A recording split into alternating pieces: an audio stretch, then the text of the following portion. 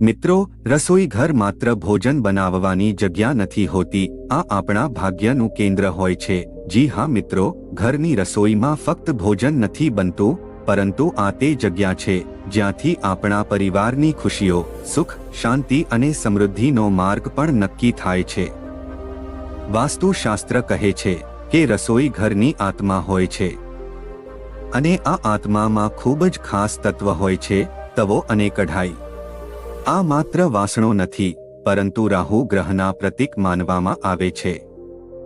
તે જીવનમાં અંધકાર અથવા પ્રકાશ બંનેનું કારણ બની શકે છે।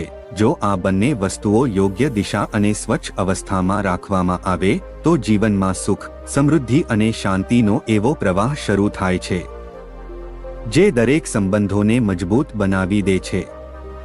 પરંતુ જો આજ તવો અને કઢાઈ ગંદા પડ્યા રહે, ખોટી દિશામાં રાખવામાં આવે અથવા લાપરવાહીથી ઉપયોગ કરવામાં આવે તો રાહુ ગ્રહનો પ્રભાવ તમારા જીવનમાં દસ્તક દઈ શકે છે। અને અહીંથી જ શરૂ થાય છે પરેશાનીઓ, માનસિક તણાવ, આર્થિક તંગી અને સૌથી દુઃખદ પારિવારિક અશાંતિ। શું તમે જાણો છો કે કોઈ મહિલા ગંદો તવો અથવા બળી ગયેલી કઢાઈમાં ભોજન બનાવે છે તો તેનો સીધો અસર તેના પતિ અને બાળકોના જીવન પર પડે છે।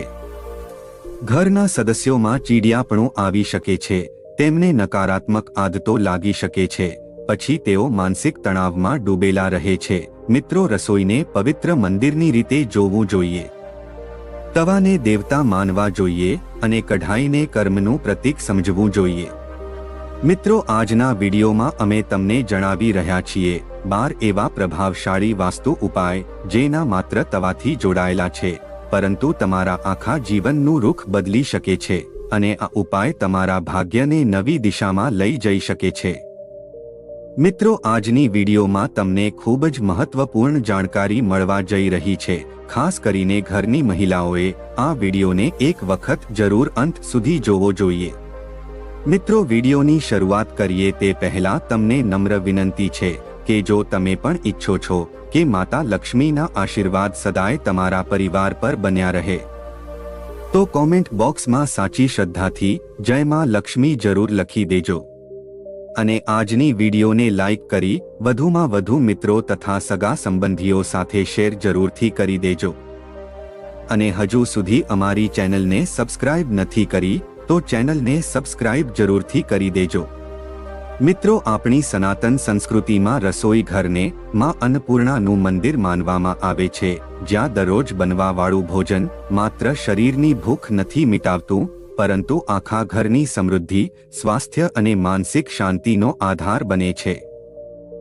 હવે જરા તમે પોતે જ વિચારો કે આ પવિત્ર સ્થાનમાં જે વાસણો ઉપયોગ થાય છે, શું તે માત્ર ધાતુના ટુકડા છે?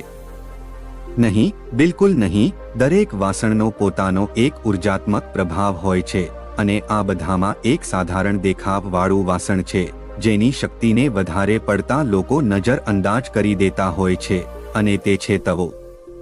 જી હા મિત્રો, આ એ જ તવો જે રોજ રોટલી શેકવામાં કામ આવે છે, વાસ્તુશાસ્ત્ર અને જ્યોતિષમાં રાહુ ગ્રહનો પ્રતીક માનવામાં આવે છે।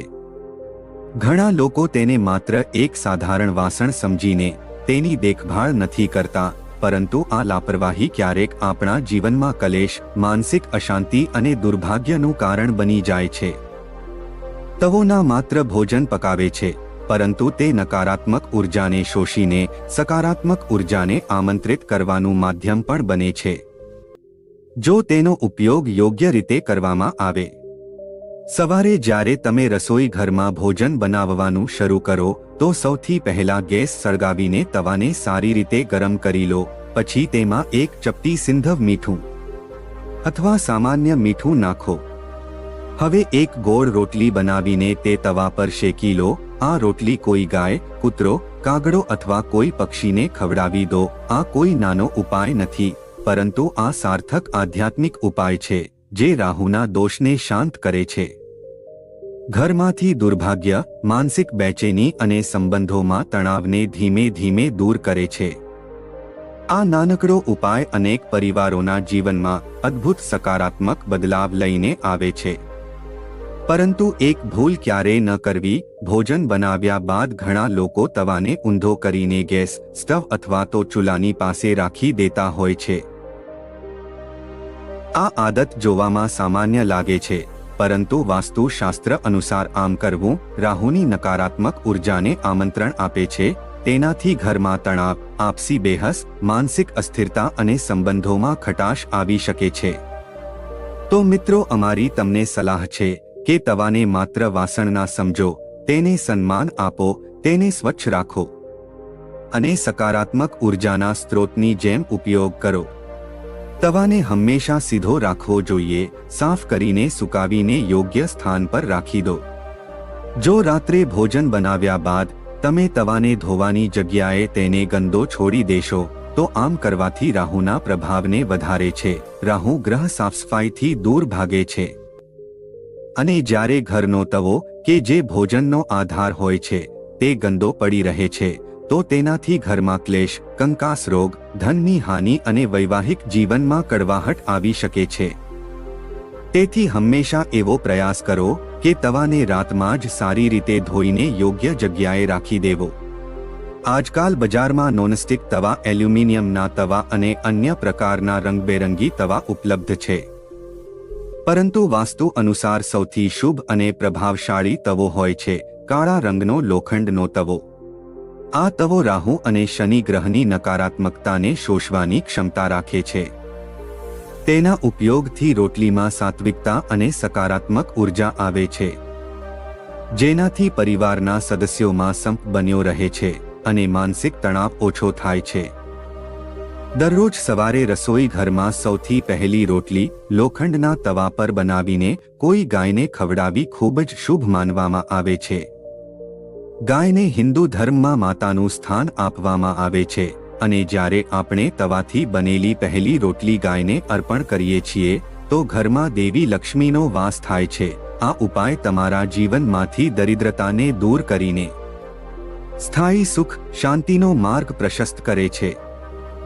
જો તવો વધારે બળી ચૂકેલો હોય, તેમાં દરાડો આવી ગઈ હોય તો તેને તરત જ હટાવી દેવો જોઈએ. આવો તવો નકારાત્મક ઉર્જાને વધારે છે અને રાહુ ગ્રહને ઉત્તેજિત કરે છે. આ તમારા જીવનમાં બાધાઓ, કોર્ટ કચેરી, ખોટા નિર્ણયો, માનસિક તણાવ અને અસફળતા જેવા પરિણામ આપી શકે છે. આવો તવો ઉપયોગ કરવાથી તમારા જીવનમાં રૂકાવટોને આમંત્રિત કરવા જેવું કામ છે. તવાને રસોઈ ઘરના દક્ષિણ દિશામાં ક્યારેય ન રાખવો જોઈએ, કારણ કે દક્ષિણ દિશા યમ અને રાહુથી સંબંધિત માનવામાં આવે છે. તવાને રાખવાની સૌથી શુભ દિશા હોય છે ઉત્તર પૂર્વ અથવા ઉત્તર પશ્ચિમ દિશા. આ દિશામાં તવો રાખવાથી સકારાત્મક ઉર્જાનો સંચાર થાય છે અને રસોઈમાં પણ સૌમ્યતા બની રહે છે. જો તમારી કુંડળીમાં રાહુ ગ્રહ અશુભ સ્થિતિમાં હોય અને જીવનમાં વારંવાર ભ્રમ, અચાનક હાનિ, નોકરીમાં અસ્થિરતા અથવા ક્લેશ થઈ રહ્યા હોય તો શનિવારના દિવસે કોઈ ગરીબ અથવા જરૂરિયાતમંદ વ્યક્તિને લોખંડનો નવો તવો દાન કરવો. આ ઉપાય રાહુને શાંત કરે છે અને તમારા ભાગ્યના દ્વાર ખોલી શકે છે.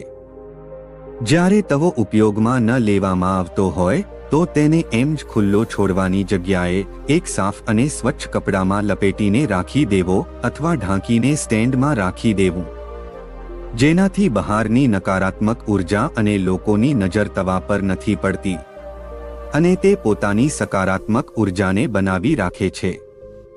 જ્યારે તવો ખૂબ જ જૂનો થઈ જાય અને ઉપયોગ લાયક ના રહે તો તેને ફેંકવાની જગ્યાએ કોઈ લુહારને આપીને તે ધાતુથી નવો તવો બનાવી લેવો જોઈએ. આ પ્રક્રિયા એક પ્રકારથી નકારાત્મકતાથી મુક્તિ અને પુનર્જન્મનો સંકેત છે. તેનાથી વાસણની પવિત્રતા બની રહે છે અને તેની ઉર્જા પણ નષ્ટ નથી થતી. જો તમે ક્યારેક ગુસ્સો, તણાવ અથવા દુઃખની સ્થિતિમાં હોય તો તેવા સમયે તવા પર રોટલી અથવા અન્ય ભોજન ન બનાવવું જોઈએ, કારણ કે તમારી તે સમયની નકારાત્મક ઉર્જા ભોજનમાં સ્થાનાંતરિત થઈ શકે છે અને તે રોટલી ખાવાવાળાને પણ માનસિક તણાવ આપી શકે છે. રસોઈમાં પ્રવેશ કરતા પહેલા મનને શાંત કરવું જરૂરી હોય છે.